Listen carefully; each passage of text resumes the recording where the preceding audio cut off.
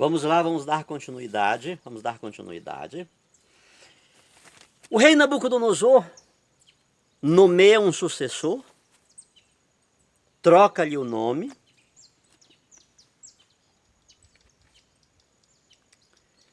O que é que este novo rei, né? Nabucodonosor já havia destruído muita coisa, roubado muita coisa. Ele diz, tu vai reinar sobre isso aí. Isso aí é o que tu tens para administrar, para reinar, sobre isso aí. Quem determina, o rei sou eu. O rei sou eu, tu és um capacho meu. Tá bom? Você fica aí. Mas vamos lá para 24. O novo rei que Nabucodonosor havia nomeado. 24:18. Só um versículo aqui, a parte B deste versículo aqui, que é importante. Vamos ler o versículo, mas preste atenção na parte B. Sedecias tinha 21 anos quando subiu ao trono e reinou 11 anos em Jerusalém. Essa parte B. Sua mãe se chamava Hamital.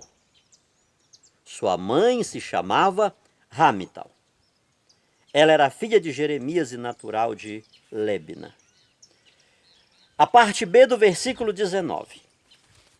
24 de 2 Reis. Preste atenção nisto. O rei que Nabucodonosor havia nomeado, né? Olha aqui. Sedecias fez o que Javé reprova, como havia feito Jeconias. Isso aconteceu a Jerusalém e a Judá por causa da ira de Deus, de Javé, que acabou por rejeitá-los de sua presença. Sedecias revoltou-se contra o rei da Babilônia. Veja bem. O rei que Nabucodonosor havia estabelecido, ele revolta-se. Ele revolta-se contra o rei da Babilônia. O que é que vai fazer Nabucodonosor? 25, capítulo 25, verso 1. No 9º ano do seu reinado, no dia 10, no 10º mês, Nabucodonosor, rei da Babilônia, com todo o seu exército, o diabo e seus anjos, Nabucodonosor, com todo o seu exército, atacou Jerusalém. Acampou diante da cidade e construiu ao redor dela torres de assalto. Tá? A cidade ficou cercada. A fome apertou na cidade. O povo não tinha nada para comer. O que está por trás de tudo isso? Onde está o Deus de vocês? É uma humilhação indescritível, queridos. Onde está o teu Deus? Onde está o teu Deus? A fome apertou na cidade, o povo não tinha nada para comer. Então foi aberta uma brecha nas muralhas da cidade.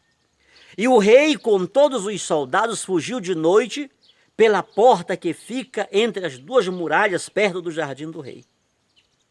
Tomaram o caminho de Arabá, enquanto os caldeus ainda cercavam a cidade. O exército caldeu perseguiu o rei e o alcançou nas planícies de Jericó. Enquanto os soldados dele o abandonaram e se dispersaram. Os caldeus prenderam o rei e o levaram ao rei da Babilônia, que estava em Reblá, e que pronunciou a sentença contra Sedecias. Observe. O rei revolta-se contra o rei da Babilônia, eles cercam a cidade, o rei foge, eles prendem o rei, levaram o rei até a presença de Nabucodonosor, e Nabucodonosor vai pronunciar a sentença contra o rei. Vamos ver a sentença? Vamos ver a sentença? Está entendendo, queridos? A humilhação indescritível, indescritível. Os reis de Israel, eles estavam debaixo da proteção de Deus. E vai dizer aqui, o rei fez o que era mal aos olhos de Javé, aos olhos de Deus. E o rei fez o que era mal aos olhos de Deus. Já começa por aí.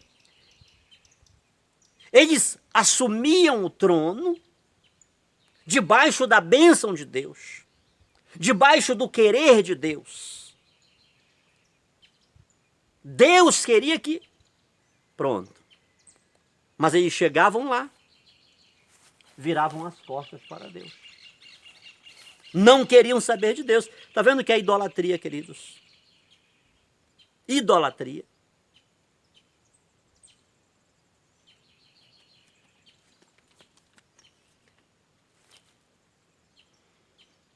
O rei pronuncia a sentença. Vamos lá, versículo 7.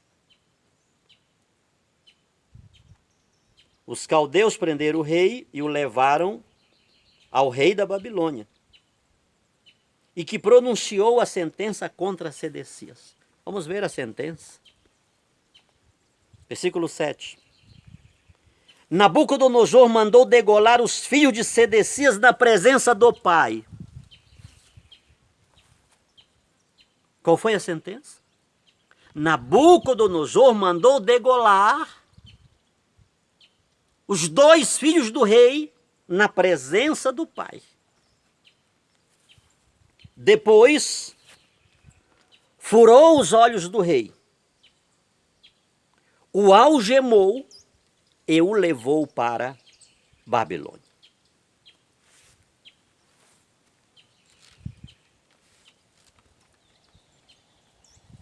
Dá de entender, queridos?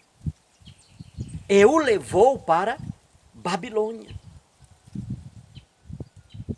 Esta segunda deportação vai dar-se por volta do ano 586, 587. Contando com a ida de Daniel e seus companheiros, nós temos 3 etapas. O número 3 aparece aqui mais uma vez. Mais uma vez. Daniel e seus companheiros não estavam no meio desses que viram as costas para Deus, e eles vão mostrar isso dentro de Babilônia. Eles mostraram isso dentro de Babilônia. Eles não se curvaram diante dos deuses da Babilônia, diante da estátua de ouro de Nabucodonosor. Eles não se contaminaram com os manjares do rei. Eles não fizeram aquilo que a determinação imperial de Babilônia determinava que fizessem. Eles mantiveram-se fiéis a Deus. Falar sobre idolatria sem este contexto, queridos, falar de idolatria olhando para as imagens da Igreja Católica que ela venera, o que é isso? O que é isso? Sequer pode-se dizer que é um analfabetismo bíblico. Sequer se pode dizer que seja isso. Então precisamos apanhar esse contexto para entender o que é idolatria na Bíblia. Claro que o tema, o eixo, está desfocado. Falarei sobre isso. Por que mudaram? Por que mudaram a idolatria para as imagens da Igreja Católica?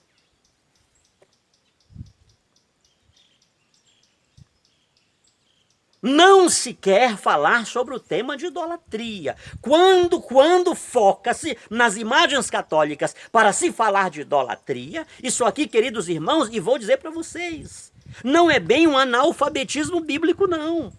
Por isso digo, não se pode dizer que é um analfabetismo, uma ignorância. Não, não, não, não, não. Isso aqui é proposital. Que é justamente para que o foco daquilo que significa a idolatria hoje, no nosso contexto, não seja pregado. Tem que ser desviado o foco. Joga para as imagens. Idolatria é isso. São as imagens dos católicos. Eles adoram imagem. Só um burro, um ignorante, dominado pelo demônio, para afirmar um negócio desse.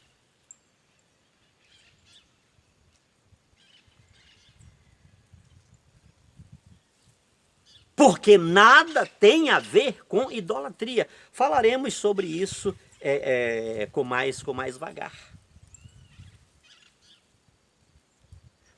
Daniel vai com seus companheiros. Observe isso, queridos.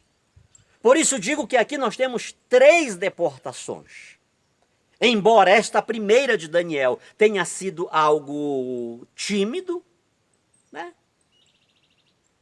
Que foi ele e os seus companheiros, é dito que foram mais pessoas, só que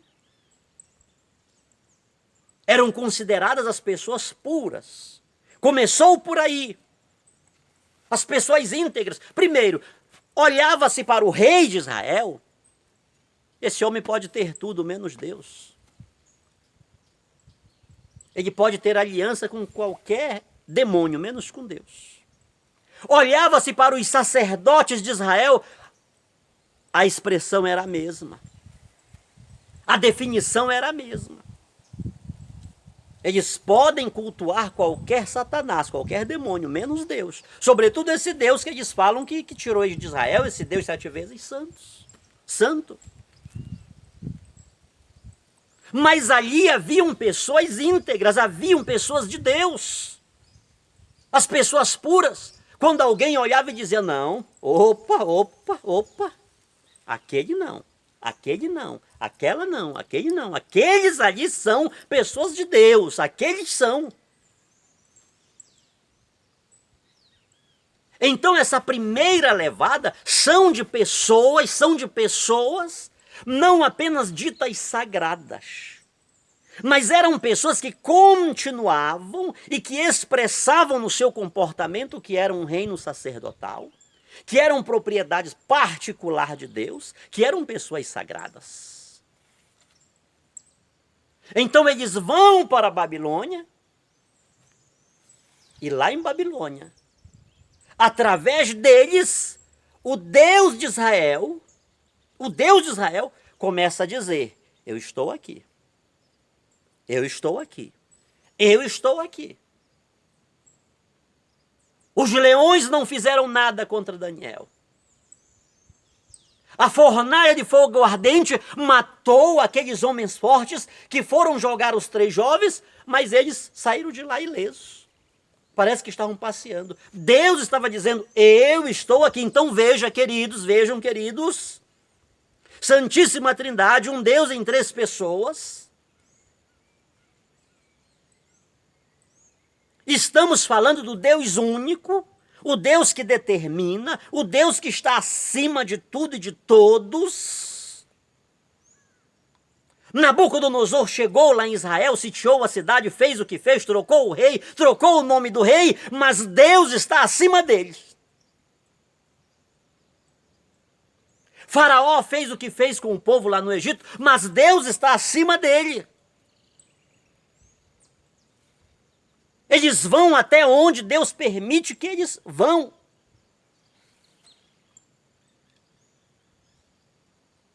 Então esse é o Deus de Israel, esse é o Deus da Santíssima Trindade, esse é o Deus da Igreja Católica. É o Deus que é extremo em misericórdia. Mas dele ninguém zomba. Dele ninguém zomba.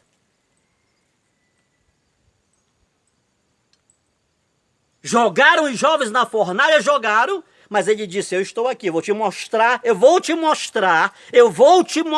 que eu estou aqui. A sarça ardia, mas não se consumia.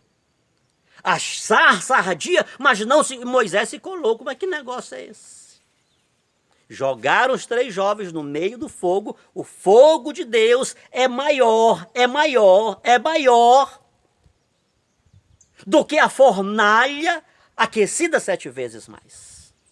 Eles ficaram no meio do fogo, mas não se queimaram. Esse é o Deus de Israel. Quando passares pelo fogo, não te queimarás, nem as chamas arderão em ti. Foi para a cova dos leões, não dava nem... Daniel não dava nada para aqueles leões. Não dava nada. Diz o texto que quando aqueles que fizeram um complô para que Daniel fosse morto na cova dos leões, antes que eles chegassem ao fundo da cova, eles já estavam devorados pelos leões. Mas Daniel foi, ficou lá, no meio dos leões. Esse é o Deus de Israel. Para falar de idolatria precisa ser falado neste contexto, queridos. Neste contexto. 3 deportações. 3 deportações. Já é Deus dizendo: vocês fizeram e vão fazer o que vão fazer. Mas eu já estou dizendo para vocês que eu estou aqui. Prestem atenção no que irão fazer. Prestem atenção no que irão fazer. Vocês terão chance de reconhecer em Daniel e em seus companheiros o Deus verdadeiro. Prestem atenção. Deus estava dando aos babilônios a oportunidade de reconhecerem-no, porque aquilo que aconteceu com Daniel e seus companheiros não foi um fato escondido, mas foi um fato público, notório, que todos tiveram conhecimento. E o rei Nabucodonosor, ele escreveu umas frases bonitas lá a respeito do Deus de Sadraque, Mesaque e Abednego. Ele escreveu uma frase bonita lá a respeito do Deus de Daniel. Vocês respeitem o Deus de Daniel. Nabucodonosor pagou caro pelo que ele fez com o povo de Israel, com o que ele fez com o templo de Deus. Leia lá, no livro de Daniel, o que aconteceu com ele. Então é uma luta contra Deus, estão mexendo com Deus. Essa é a tônica da situação. Falar de idolatria e não mexer nestes pontos, queridos irmãos, é ser desrespeitoso com as Sagradas Escrituras. É ser tendencioso, é mostrar que a pessoa não está comprometida com Deus, ela está comprometida em fazer um ataque pessoal, um ataque gratuito contra a Igreja Católica. Era o que eu fazia. Vem falar disso para mim? Não é querer pegar o tema e trabalhá-lo na sua etimologia, na sua semântica. Não. É fazer um ataque gratuito contra a Igreja Católica, querendo que as suas mentiras sejam verdade. Esse é o ponto, queridos. Esse é o ponto. Não é o que a Igreja Católica prega, não é o ensinamento que a Igreja Católica faz, coerente, sóbrio, que interessa. É o que eu estou dizendo. É o que eu quero que seja. É o que quero que as pessoas entendam e aceitem como verdade. Ou seja, a verdade que a Igreja Católica prega, contextualizada, é mentira, e a minha mentira é a verdade. Vamos falar sobre isso depois. Por que Israel foi para o Egito? Por que Israel foi para o Egito? Preste atenção nisso. Vejamos mais uma informação que não está neste relato do livro dos reis. Vejamos mais uma informação que não está neste relato no livro dos reis. Vamos para o livro de 2 Crônicas, capítulo 36. 2 Crônicas, capítulo 36. Tá? Esse aqui já não tem mais aqui. Tem. Marquei. Do 11 ao 21. Deixa eu ver como é que está aqui o negócio. Está com 20 minutos já. Eita caramba. Vamos lá. Talvez só dê para a gente ler este versículo aqui. 36 de 2 Crônicas, do 11 ao 21. Vamos lá. É algumas informações que a gente não viu no relato de Reis. Vamos ver aqui agora. Sedecias tinha 21 anos quando subiu ao trono. E reinou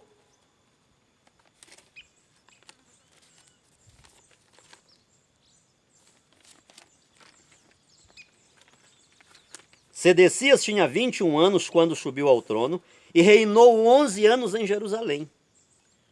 Fez o que Javé, seu Deus, reprova. Este é o nome, Javé é o nome que Deus revela para Moisés lá no Sinai, tá bom? Fez o que Javé, seu Deus, reprova. Olha aqui. E não se humilhou.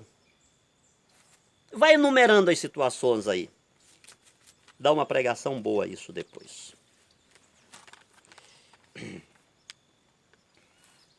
Fez o que o seu Deus, Javé, o Deus único, reprova. Não se humilhou diante do profeta Jeremias, que lhe falava em nome de Javé. Preste atenção nisto, queridos. O profeta Jeremias, isso aqui é contexto do profeta Jeremias. E o profeta foi lá com o rei, em nome de Deus falava ali. Mas ele não quis ouvir o profeta Jeremias. Eu ainda preciso falar do terceiro estágio do Egito, queridos?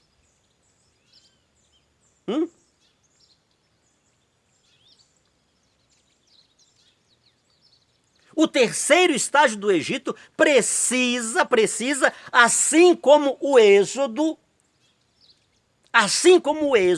foi algo real, assim como Babilônia foi algo real. O que é o terceiro Egito, terceiro estágio do Egito, queridos? Tem diferença? Tem. O povo no Egito estava prisioneiro, o povo na Babilônia estava prisioneiro. O que está acontecendo hoje com a humanidade? O que está acontecendo hoje com a humanidade? Tem uma diferença muito grande? Claro que tem. Claro que tem. Mas o povo está prisioneiro na sua casa. O povo está prisioneiro na sua cidade. O povo está prisioneiro no seu estado. O povo está prisioneiro na sua nação. E há profetas falando. Mas o povo insiste em fazer o que é mal diante de Javé, seu Deus.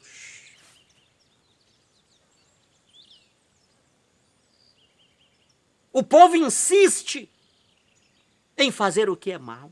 O povo insiste em não se humilhar. O povo insiste em não escutar a voz dos profetas. Não quis escutar, não se humilhou diante do profeta Jeremias. Além disso, se revoltou contra o rei Nabucodonosor. Queridos, não adianta se revoltar contra o diabo, não. Põe isso na tua cabeça. Não adianta nos revoltarmos contra o demônio. Eu não posso ser discípulo dele. Eu não posso autorizá-lo. Eu não posso credenciá-lo a dominar a minha vida.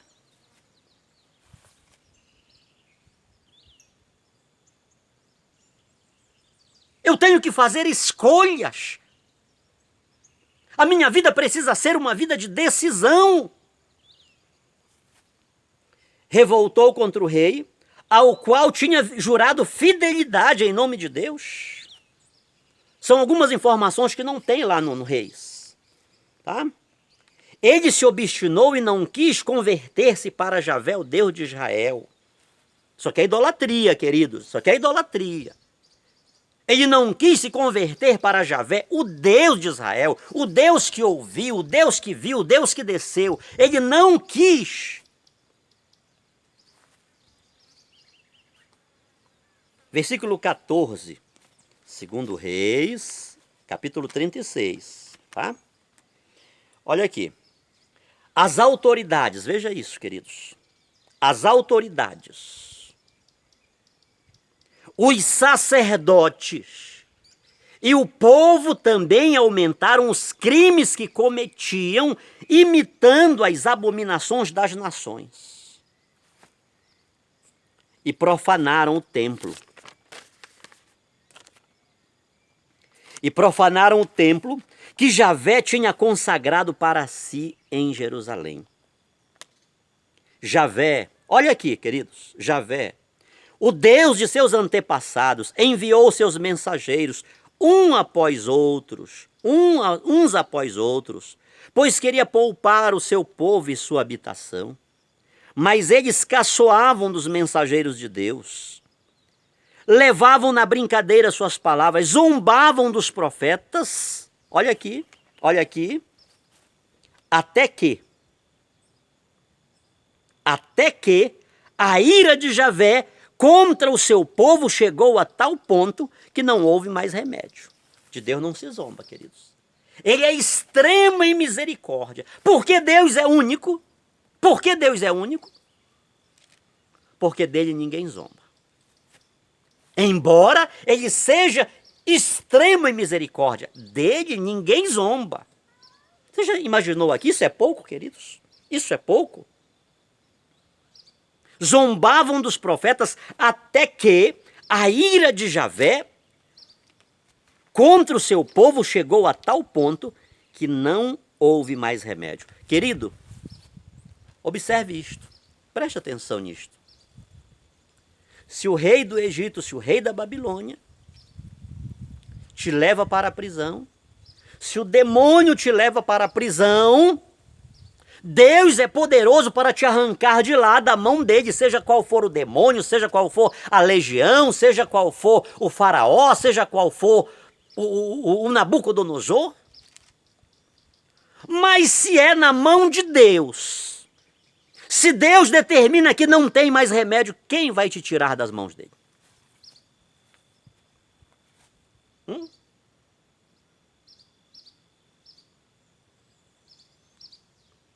Isso é pouco? Preste atenção, queridos. O tema da idolatria está ligado à unicidade de Deus, à fé monoteísta em Deus. É entregar-lhe a vida.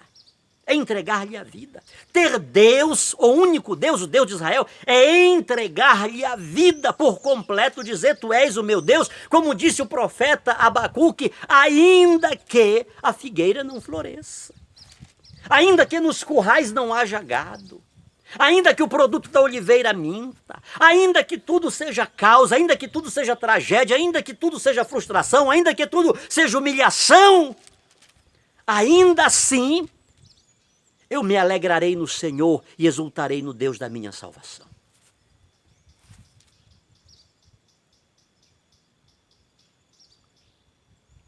Ter o Deus de Israel na vida, queridos, é ter esta convicção firme e autêntica. Ele é o meu Deus, mesmo quando e ainda que.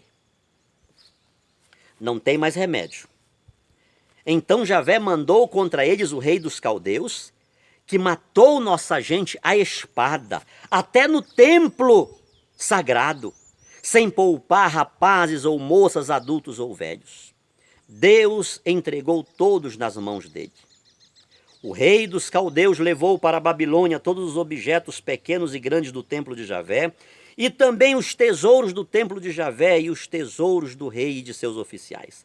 Em seguida, os caldeus puseram fogo no templo de Deus, derrubaram as muralhas de Jerusalém, incendiaram todas as suas mansões e destruíram todos os objetos de valor. Levaram para o exílio na Babilônia todos os que escaparam da espada, a fim de servirem como escravos para eles e seus descendentes, até que chegou o reino persa. Dessa forma, cumpriu-se o que Javé tinha dito por meio do profeta Jeremias: até que a terra desfrute seus sábados. Ela descansará durante todos os dias da desolação, até que se tenham passado 70 anos.